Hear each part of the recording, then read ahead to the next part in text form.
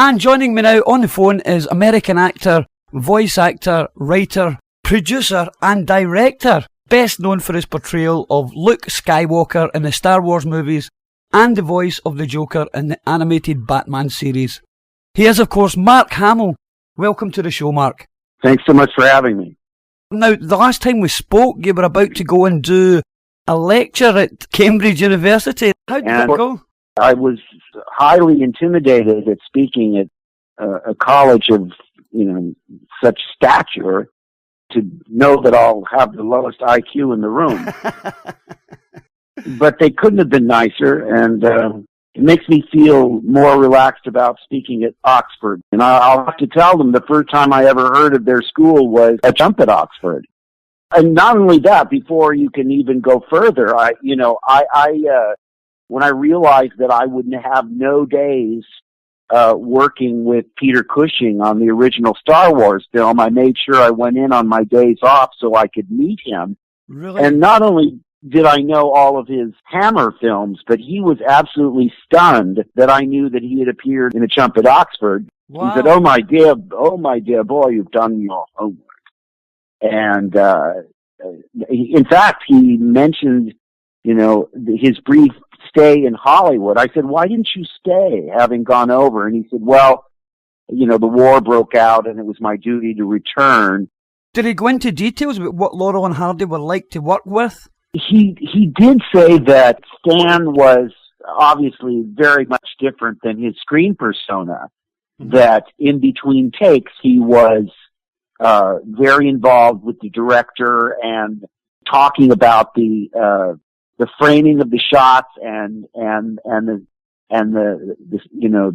specifics of the gags and so forth, and that Oliver was very quiet and would be reading the newspaper and talking golf with his assistant and not paying attention whatsoever to the specifics of the film, but Laurel never sat down, that he was in fact the de facto director, and that he would everyone would look more to Stan for advice than the listed director. There's quite a few links between Star Wars and Laurel and Hardy. Kenny Baker, who played R2-D2, actually met Laurel and Hardy. I don't know if you probably know this, while they were appearing in Southend in England in 1952. And there is, in fact, a photograph out there of Kenny with Laurel and Hardy, which was taken that day. That's correct. I did see that. I did see that photo that you had on Twitter. Yeah. But, the funny thing is, I haven't seen Kenny since Force Awakens premiere. And so I didn't know that. And the next time I see him, of course, I'm going to ask him everything about that. I also heard a story that Laurel and Hardy were the inspiration behind the characters of C-3PO and R2-D2. Was George Lucas a fan of the boys as well? Well, yeah. Well, the thing is, George took those characters largely from a Kurosawa film called The Hidden Fortress. Oh, they were servants. But the servants in that film, which involves rescuing a princess, are very much the comedy relief. And that's immediately what my impression of R2 and 3PO from the moment I saw them was Laurel and Hardy, with one of them being the sort of the superior intellect and the dominant personality pushing around a more innocent personality. But, the influence of Laurel and Hardy is so strong throughout comedy. It's hard to come up with variations on a theme when they did it so completely and so brilliantly. That was one of my reservations when I read the script of Force Awakens. I said, oh my gosh, they're splitting up R2 and 3PO, one of the greatest comic duos in modern cinema, and in fact, R2-D2 is switched off. And my comment was to JJ was, it's as if you went to see a Laurel and Hardy film and Laurel's in a coma. But it worked out brilliantly. I mean, obviously that was a unfounded fear. They had enough new characters, and BB-8 is adorable and funny, but BB-8 doesn't have a partner, does he? Maybe, who knows? We'll see what happens as the future films come out. Maybe they'll be back together again. I don't know. Well, we hope so. I can't tell you. No spoilers allowed. Now, one man who really wanted to meet Stan Laurel was Sir Alec Guinness. In June 1961, he wrote a beautiful letter to Stan Laurel, which is out there circulating on the web. Thank you so much for sending that to me. You asked me about whether or not Guinness talked about meeting them, and I couldn't quite remember, and I started having this memory. I said, no, wait a minute. I think he visited him in Santa Monica in his apartment on Ocean Avenue. I was telling my wife this, and I said, oh, no, wait a minute. I think that was Dick Van Dyke's story. Yes. So as much as I would love to give you some story that you haven't heard, I don't remember whether or not Alex said that he met him or not. In fact, he didn't even mention the letter to me. I'll tell you what did happen was, I have to preface this with a little anecdote. I asked Sir Alec early in our relationship, do you think there's anything in the West End that I should see in theater? Now, I fully expected him to mention like a rare revival of Coriolanus or some rarely performed Shakespearean play or some deeply intellectual theatrical piece. And he said to me, have you ever seen Barry Humphries? And I said, Barry Humphries? And I said, no, I've never heard of Barry Humphries. And he said, well, you really must go.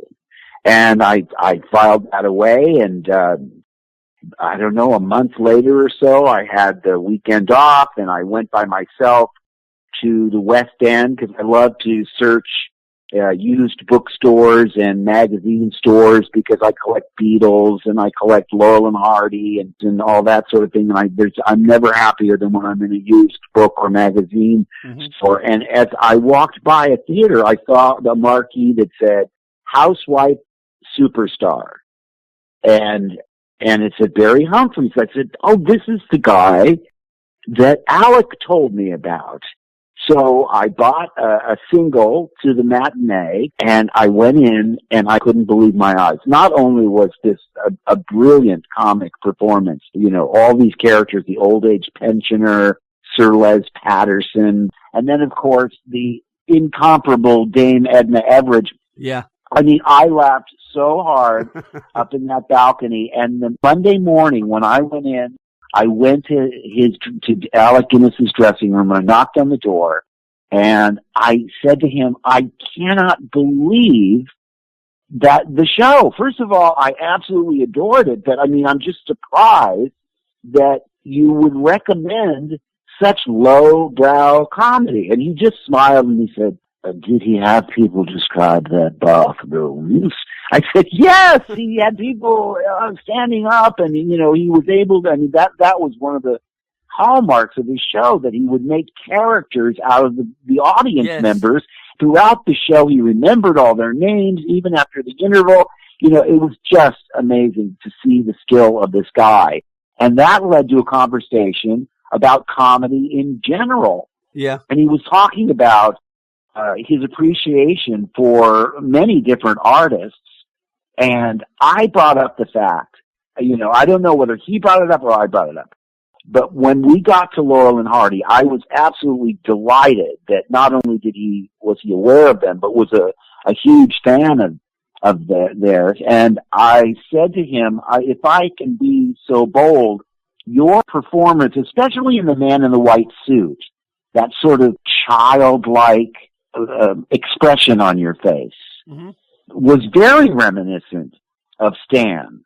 And that's when he talked about what wonderful actors they were.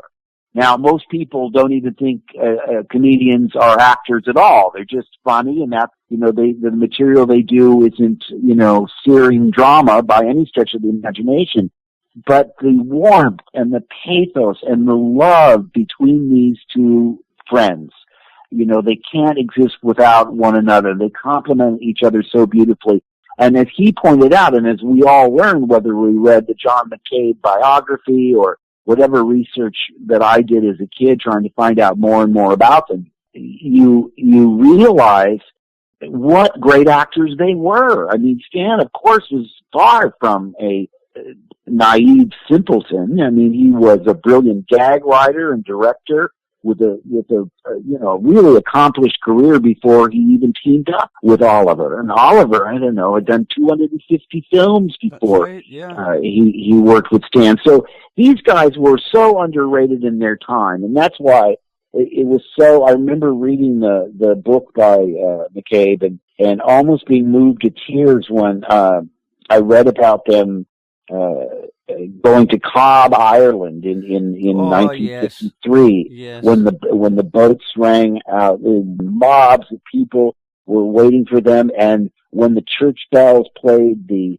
Dance of the Cuckoos, they both looked at each other and cried. Mm-hmm. Now, I was moved to tears reading that story. Stan obviously goes on to win an honorary Oscar and see the revival of theirs that they experienced when they released all their films to television, which is where I first got to see them. But of course, Oliver had passed in 1957. I was glad at least he was able to see that reception that he got in the United Kingdom. All of my brothers and sisters absolutely adored Laurel and Hardy, so it was something that we all enjoyed together as a family. And we lived close enough to my school that I could come home for lunch. And if I ran all the way, if I walked, I'd be 5 minutes late. But if I ran the entire way, I'd arrive completely out of breath just in time for a Laurel and Hardy short, which was from 12 to say 12:20. I guess with commercials, it filled a half hour. But my point is, I could see the Laurel and Hardy film, have my lunch, and walk back to school because I had enough time if I walked to go back to school. And that was really the highlight of my day. What could be more reinvigorating for me than to relax and enjoy, a Laurel and Hardy short? And, people say, well, what's your favorite one? And, they all have something. Even the weaker efforts have moments of genius, but that's why I say that my favorite Laurel and Hardy short is usually the one I've seen most recently. Yes. And in fact, I have to tell you, Ross, that I was looking to buy the best collection of theirs that I could find, and there's something in America called the Essential Laurel and Hardy, which is wonderful. But when I discovered that box set on Amazon UK, the UK one, I could not believe it. They had silent films, they had shorts that Stan did without Oliver, and shorts that Oliver did without Stan. Yes. And I said to my wife, I said, this is worth buying a British DVD player, yes, in and of itself. And that's exactly what I did. I bought the necessary equipment to play it stateside, and then ordered it from the Amazon UK website. And it's like my probably one of the favorite things I have in my collection. Yes, lots of people have done that from all over the world. They've went to the trouble of just buying a multi-region DVD player, because that box set you're talking about, the 21-disc box set, is just fantastic. Now, what would you say to kids of today who don't know who Laurel and Hardy are? Well, first of all, one of my duties as a father was to make sure that I passed on my love of certain things to my children. So the Hal Roach Our Gang comedies or Little Rascals were very important for me to show my children. Marx Brothers, Jackie Gleason and the Honeymooners, I Love Lucy. But Laurel and Hardy, very, very, very important, because to me, it was a bond that I shared with my brothers and sisters and my parents, because like you say, it's multi-generational. It can be enjoyed by all ages on different levels, and your appreciation of them changes over the years.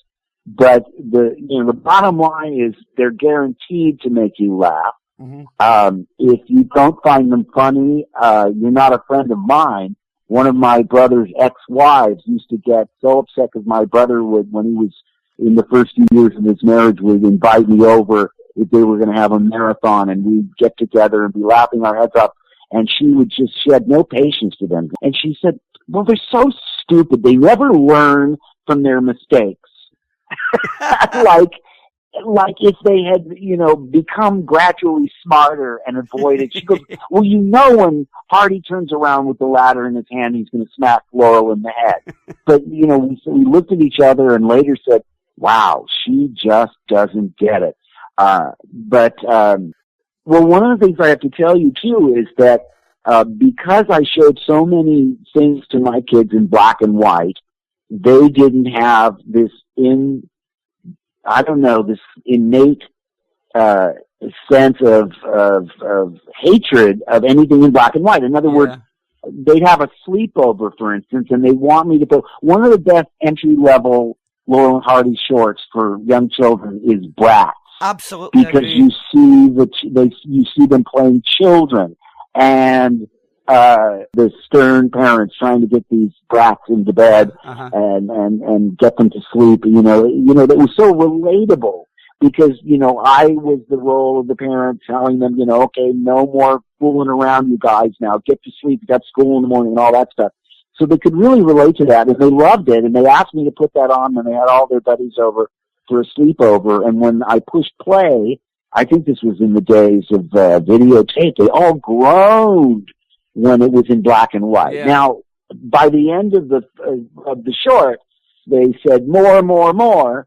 That's why I thought it was interesting. In that box set that we were talking about earlier, there are the colorization versions that you can access. Now, as much as I don't like colorizing black and white films, I understand that's if it can make it more accessible to younger viewers, I'm more than happy to watch the colorized versions if the youngsters won't groan and resist the black and white version. So that's something I'm willing to accept.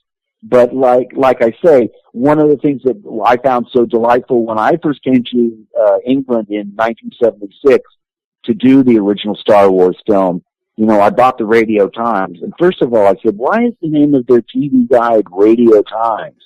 And my driver said, well, because originally it listed radio shows, and then when television came in, they just kept the name. I said, really? Why would they keep the name? Well, it's tradition, and, radio thrives in a way, you guys still do radio drama in the way we've done in the United States.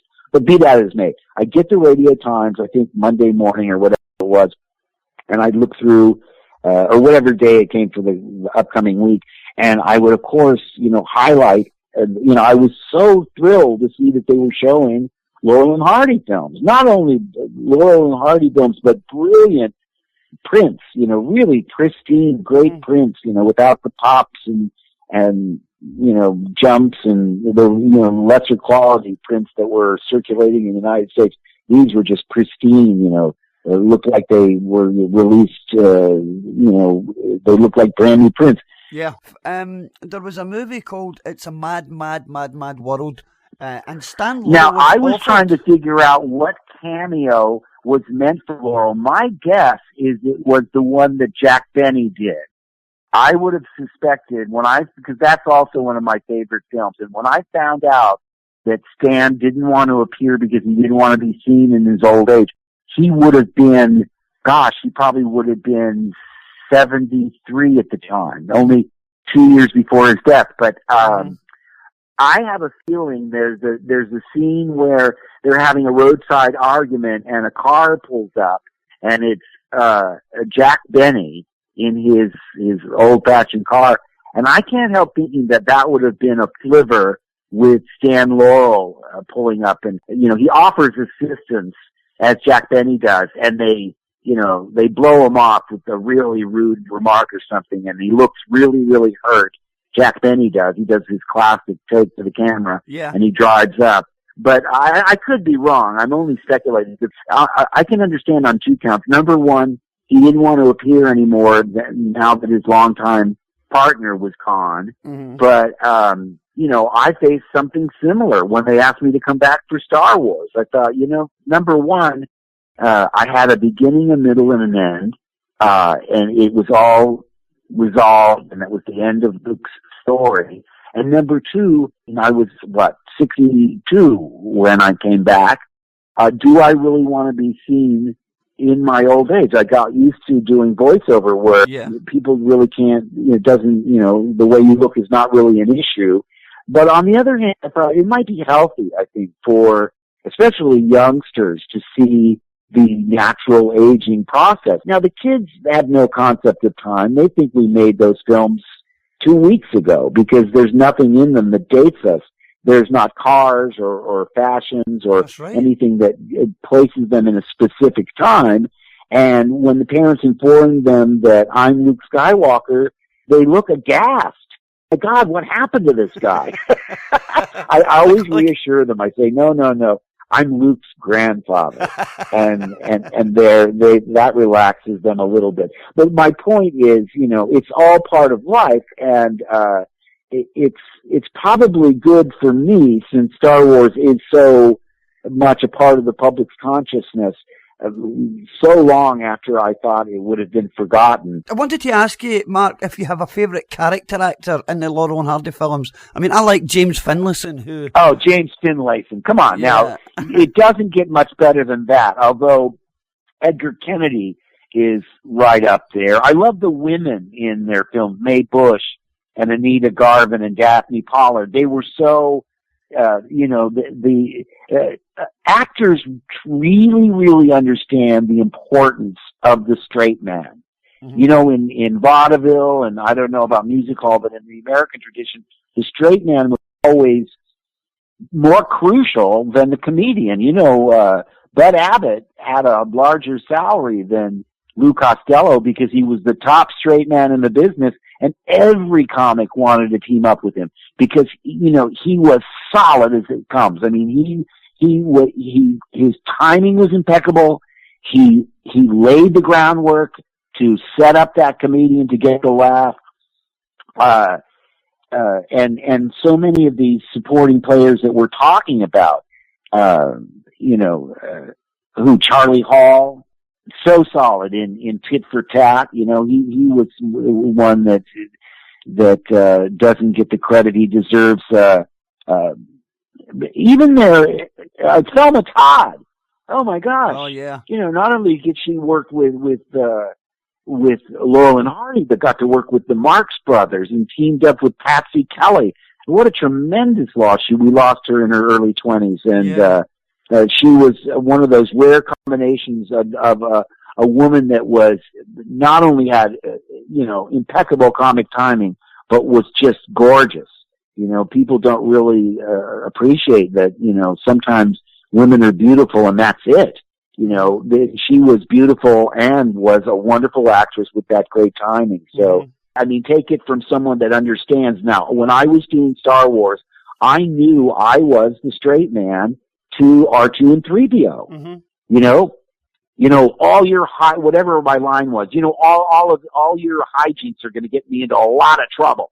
He excels at that, sir. Or whatever the line was. I mean, I'm paraphrasing, obviously. But in other words, if I weren't completely committed and straight-faced and upset and angry at them, then they wouldn't have been able to realize their full comic potential. It's same with Yoda. I mean, he's a much more interesting character on screen than Luke is, but I do know, and other actors realize, what my contribution is to make them look as good as they do. And I'm not trying to be, conceited or draw attention to myself. I'm just telling you that I've been in this business long enough and I've studied my craft long enough to understand that, yes, it would have been much more fun to play this character or that character rather than a character as neutral and as straightforward as Luke. But I am convinced that you need at least one character in a fantasy film like that the young people can relate to. Now, Han Solo might intimidate them because he swaggers about and, he's a ladies' man and he flies the spaceships and so forth, and Vader's the scary, intimidating Lord of Evil and so forth. And there's all these colorful characters, much like Dorothy had the Tin Man and the Cowardly Lion, and the Wicked Witch of the West, and all of these characters around her. But she was the character that kids could say, I would be comfortable in her company, in a way I wouldn't be comfortable around the other characters. And I think that's what Luke did in Star Wars. I mean, 5, 6, 7-year-old kid could say, this guy would scare me, or I wouldn't know what to do around that guy. Uh-huh. But Luke would be my friend. Luke would be somebody that I can relate to and that would be kind to me. And I think that's the brilliance of George is finding the right mix of different characters. Even Princess Leia, I mean, she's royalty, for goodness sake. And how do you act around royalty? Although when you find out that Luke is her brother, I remember laughing and saying to Carrie, oh, does that make me a prince? And she very crossly said, no. How seriously she took her title of princess when I made that remark. But that was all in good fun. I love Carrie, yeah. Now, we're going to play you out with a song of your choice. I know you're a big Beatles fan. I'm a mad a Beatles fan. I mean, the only English performance I really was enamored of as a small child, of course, was Stan Laurel and Peter Sellers, and my mom took me to whenever an Alec Guinness show was on television, we'd see his movies. But until the Beatles hit, the first time I heard them when I was 11 years old. And when I saw A Hard Day's Night when I was 12, they didn't speak that much on the Ed Sullivan Show. But when they opened up their mouths, I said, my gosh, what planet are these guys from? I'd never heard those accents, and they were so funny, and they were so self-effacing, and they didn't take themselves seriously. So not only was the music fantastic, but, we'd never seen that look before, and they just, that was the rock and roll that really grabbed me as a kid. My older brothers and sisters, had Elvis and the Beach Boys and whoever. The Beatles were mine, and I've loved them ever since. So would you like me to play a Beatles song for you to play you out? Do you have a particular Yeah, no, listen, people say, what's your favorite Beatles song? And I said, listen, it's too hard to pick just one for me. Some of the more obscure songs are my favorites, but heck, there's so many different Beatles songs you can choose from. I'd be happy with Dance of the Cuckoos. Okay. We're going to play this next song for you, Mark. Thank you very, very much for giving us your time today. I'm very honoured. I wish you all the best. Thank you, Rob. Spend another hour speaking to you. I enjoyed every moment. Well, all the best with episode 8, and enjoy your time in the UK, Mark. And do keep in touch. And we should definitely go to Glasgow one day, and I'll take you to see the theatre where Stan made his first performance. Oh my gosh, that's on my bucket list, Ross. No problem, Mark. Thank you very much. Thank you. Black Sky Radio.